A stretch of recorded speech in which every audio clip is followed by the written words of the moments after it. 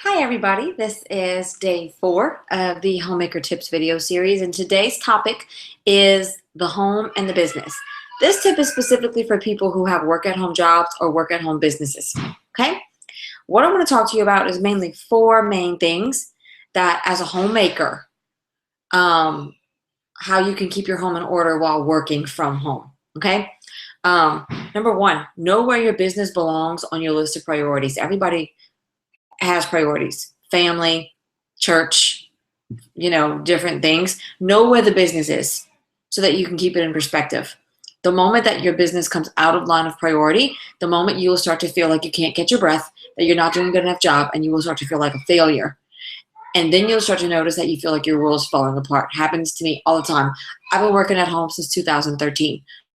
I know you have got to communicate with your family, with the unit, and have unity with your family where your work at home job or business falls in the list of priorities. And you cannot get upset if it's not first. Okay? As a homemaker, as a mother, I'm a home educator. The homeschool comes before my business, right? My husband has 3 businesses. 3. So his all come before mine. And I'm okay with that because he's the breadwinner. And I'm okay with that. If you're the breadwinner, your business might come above cleaning the house. Does that make sense? Just know where it falls. Number 2, create boundaries around your focus. Okay? So if you know that you're going to be working, then I would highly suggest that, if possible, that you tap into a support system, right? My 11-year-old helps babysit while I work in the afternoons from the hours of 2 to 5:30. Then when my husband gets home, he cooks supper and takes over, and I keep working because he's worked all day. And so I work in the afternoon and in the evening. And so if it's something that you can tap into a network of support, do so. I would highly recommend you get some support.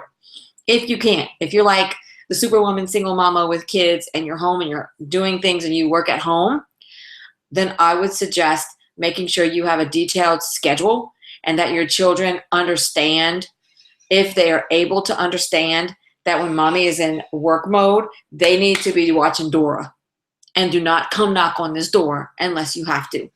I have to train my kids. My 2-year-old even knows. So if my 2-year-old knows, kids can understand if you just get them into a routine of understanding what your focus is. Don't try to do it throughout the day. Women try to do a little housework, then we work a little bit, then we do a little housework, then we work a little bit. No. Fortress around your focus. Set your business hours, stick to those business hours, and don't let anything come in those business hours. No play dates, no doctor's appointments, nothing. Your business hours is your work hours, right? Okay, number 3. It's okay if the house is not clean and tidy.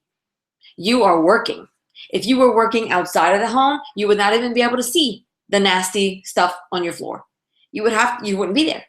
And this is the same way, except just because your presence is in the home does not mean your home has to be tidy. You need to treat your work the same way you would treat your work as if you were out there and you were not able to keep your house clean or do laundry or do dishes. When it's those business hours and it's those work hours, you put a fortress around your focus and everything else waits. And it's okay. You are still good enough as a homemaker if your house is not perfectly spotless and clean because you're working to make an income or help people, right? That's important too. Don't ever feel like the home is like, oh, the supper. No, no. I work. I just don't work out there, but I work in here and I make money from here and I help people from here because I want to be around my kids.